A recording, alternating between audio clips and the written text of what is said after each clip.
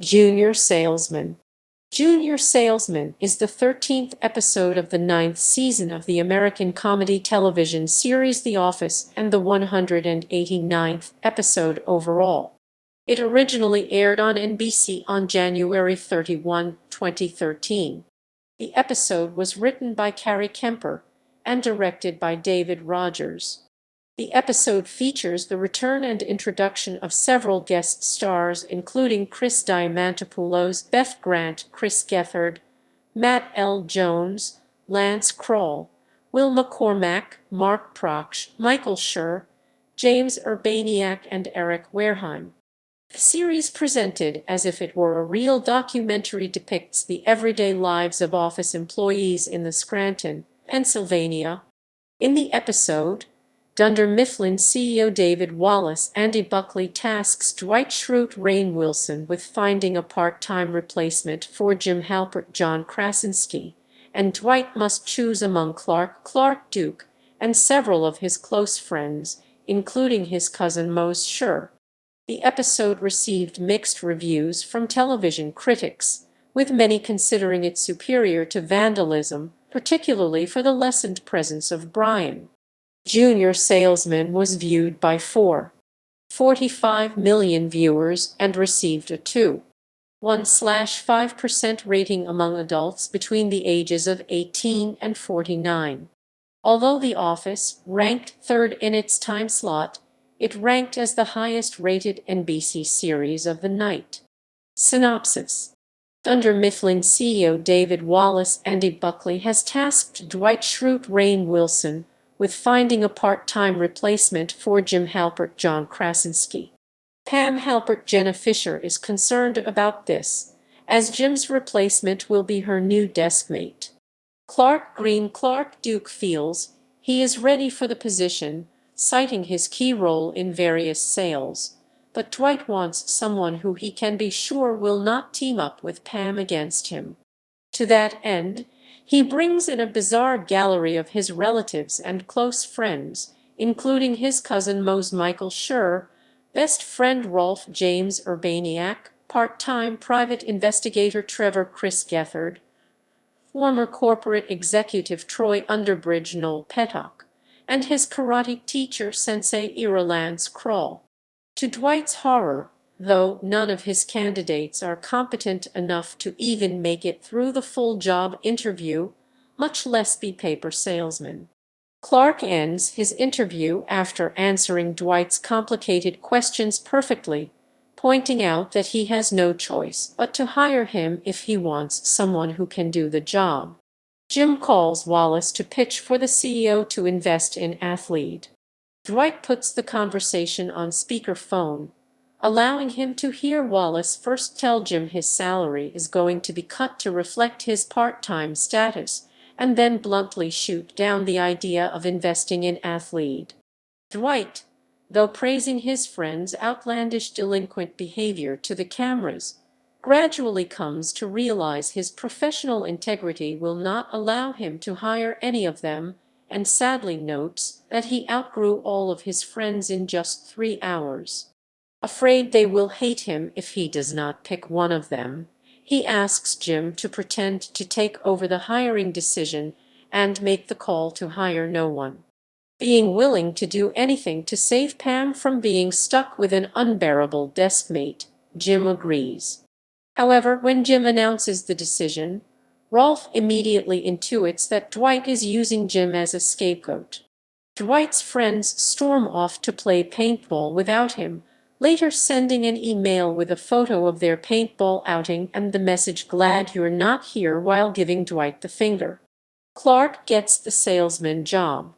Pam is grateful to Jim for arranging this, but says she still misses her old deskmate Jim. Pam briefly lifts Dwight's spirits by suggesting they haze the new guy, though she makes Dwight stop that plan when he nearly suffocates Clark with shrink wrap. It is also hinted that Chris Diamantopoulos, the boom mic operator for the documentary crew, has developed a crush on Pam, paired with audio of Jim's talking head. "Because of where my desk was, I spent all those years looking at Pam, and I fell in love." Production. Junior Salesman was written by executive story editor Carrie Kemper, who is the younger sister of cast member Ellie Kemper, making it her fourth writing credit for the series, following the ninth season entry, The Whale. The episode was directed by series editor David Rogers, marking his eighth directing credit for the series, following the ninth season entry, Andy's Ancestry.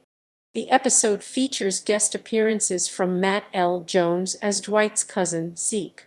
Jones had initially been cast for a proposed Office spin-off centered on Dwight titled The Farm.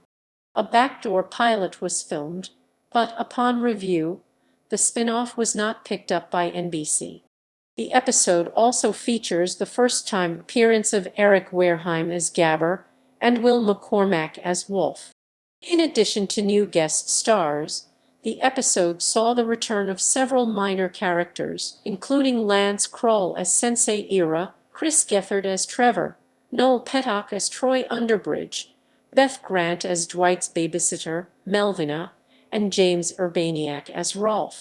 The press release for the episode included: Erin tries to find her birth parents with Pete's help. David Rogers, who is also an editor on the series, said that storyline was cut because we had so much great comedy and needed the time for Dwight and his freaky friends and how Jim and the gang reacted.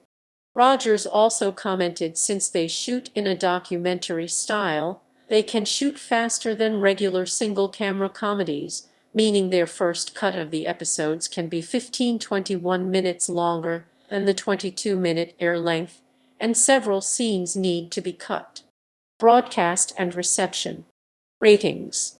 Junior Salesman originally aired on NBC on January 31, 2013, alongside the following episode, Vandalism. The hour-long time slot for The Office followed the one-hour series finale of 30 Rock. In its original American broadcast, Junior Salesman was viewed by 4.45 million viewers and received a 2.1 rating/5% share among adults between the ages of 18 and 49, marking a slight rise in the ratings from the previous episode, Customer Loyalty. This means that it was seen by 2.1% of all 18 to 49-year-olds and 5% of all 18 to 49-year-olds watching television at the time of the broadcast. The Office ranked third in its time slot and was the highest-rated NBC series of the night, although the hour-long installment of 30 Rock received more viewers. 1.91 million viewers watched the episode through DVR playback, bringing the total viewership to 6.36 million. Reviews. The episode received mixed reviews from television critics. Michael Tedder of Vulture awarded the episode along with Vandalism 4 stars out of 5. He called it one of the silliest episodes in recent memory and complimented the break from the dramatic ending of Customer Loyalty. He also complimented the maturation of Dwight throughout the episode, calling this episode a mile marker for his character. He considered it superior to the succeeding episode, Vandalism. IGN writer Roth Cornett said the Dwight plotline yielded the funniest and most disturbing moments of the night. Cornett also went on to criticize Brian's infatuation towards Pam and the potential other man outcome for their storyline, stating that it would ultimately just be a gimmick. She gave the episode a 7.5/10, calling it good. Bonnie Sternberg of Paste considered the episode to be a build-up to the gut punch scene between Brian and Pam in Vandalism, considering the only other important plot from the episode to be the Dwight-Jim one. Sternberg considered the Dwight-Jim subplot to be moderately funny, but predictably bizarre. She gave the episode a 7 out of 10, along with Vandalism. Brett Devinger of the California Literary Review called Brian's antics creepy, particularly his smile at the end of the episode. Despite this, Devinger complimented the episode for focusing on one single plot. Nick Campbell of TV.com wrote, that Junior Salesman, along with vandalism, was so much sharper than last week's trial in Dullsville. Campbell also complimented the return of Michael Schur as Mose and the performances of Matt L. Jones and Brian Baumgartner. Multiple critics considered the episode superior to Vandalism, particularly due to their displeasure with the Brian Pam storyline, which was more prevalent in Vandalism.